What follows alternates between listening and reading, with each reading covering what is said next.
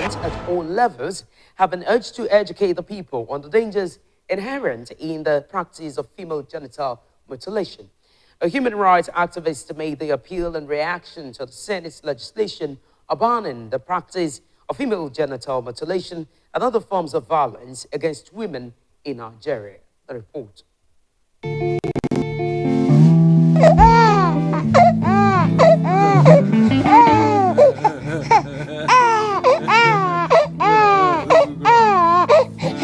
The agonizing screams of an 8-day-old girl child undergoing cutting in Bojiboji, a village in Ika local government area of Delta State in the south-south region of Nigeria.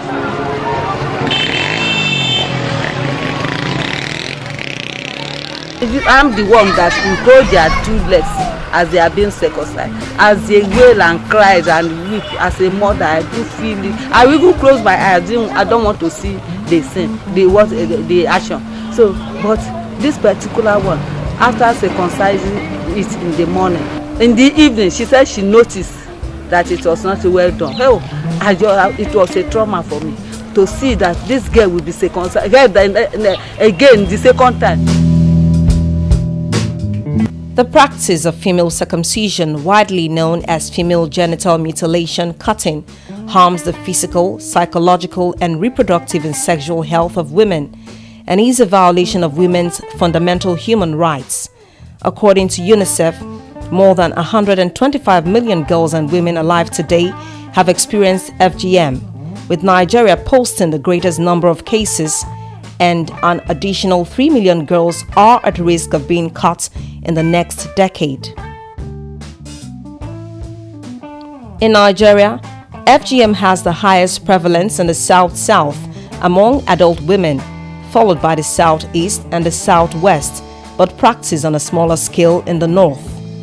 In most parts of Nigeria, it is carried out at a very young age, and there is no possibility of the individual's consent being obtained. Although the practice is decreasing, there is greater prevalence of type 1 excision in the South, with extreme forms of FGM prevalent in the North. The practice is founded on traditional beliefs and societal pressure to conform. The following women from Ika local government area of Delta State in Nigeria's South-South, where FGM is still prevalent, give reasons for its continuity. Female circumcision is good because I'm a retired health assistant. We do take delivery. At times, if a woman is not circumcised, the baby cannot come out freely from the uterus. So with that, you have to press the clitoris so that the baby will come out immediately. The woman will not labor much. It itches. It gets ladies aroused a lot of time and makes them promiscuous. More reason we embark on this exercise.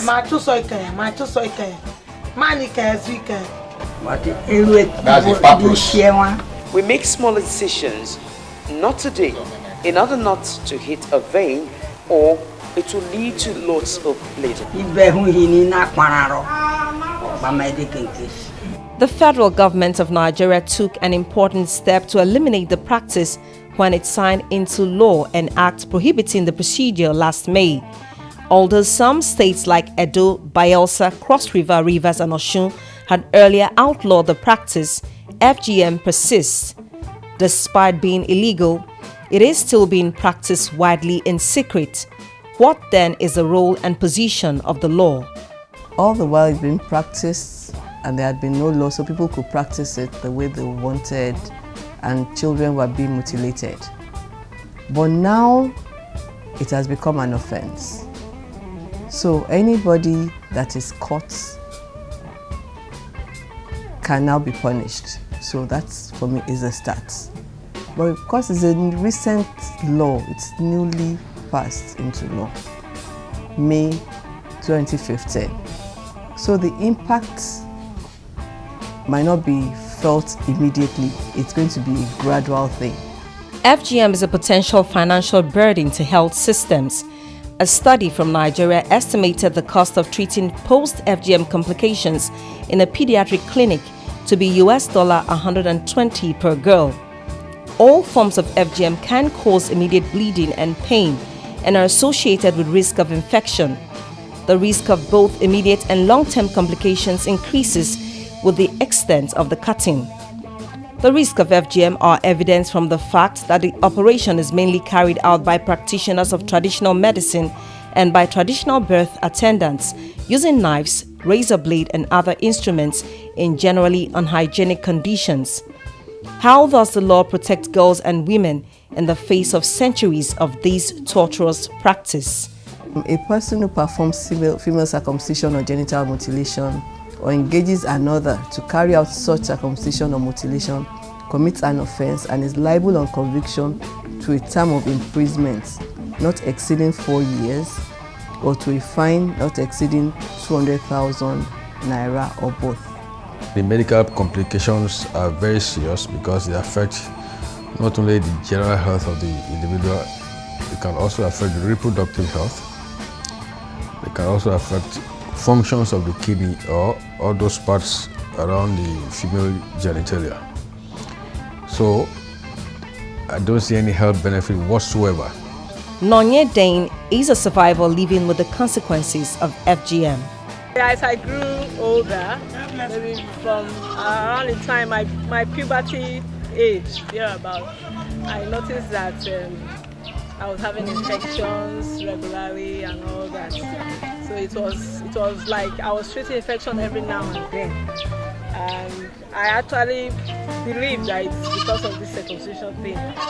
It also added to my inability to conceive on time.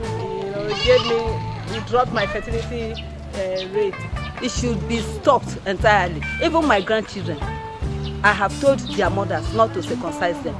A growing trend is the medicalization of FGM, where qualified health workers increasingly carry out the procedure in place of traditional practitioners. However, medicalizing FGM does not eliminate immediate risks, as illustrated by media reports of deaths resulting from the practice. The World Health Organization and other agencies believe that medicalization actually contributes to upholding the practice by legitimizing it as a health procedure. One family who spoke off camera said they contracted a health worker in Lagos State to carry out the procedure for 4 of their daughters successively. The last one was done in July this year. I've not heard such reports, but if that were the case, I do not think such people should be in employment. Because as health workers, they should understand the negative effects of this practice. Legal sanctions against FGM are the most common type of intervention at the national and international levels, but there is strong evidence that laws alone are not enough. So what other measures could help address the issue? This is a cultural thing. So a law passed in 2015 is not going to change. It's a mindset. Some people believe that if they don't do it, the children born would be contaminated, the mother will be promiscuous, the husband might die or might become impotent. So it is a mindset, and for me, it's more of education. It's amazing that the thing is practiced much more frequent than many people are aware of. So on that basis alone, it's a public health emergency. It can only be done either by legislation, public advocacy, changing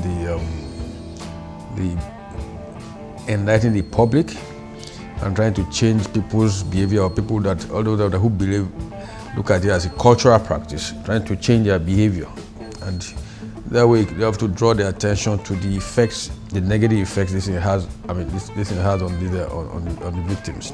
As calls heighten for the eradication of the troll practice, it is crucial that government at all levels supports to change traditions that underpin violence against women through education and enforced laws.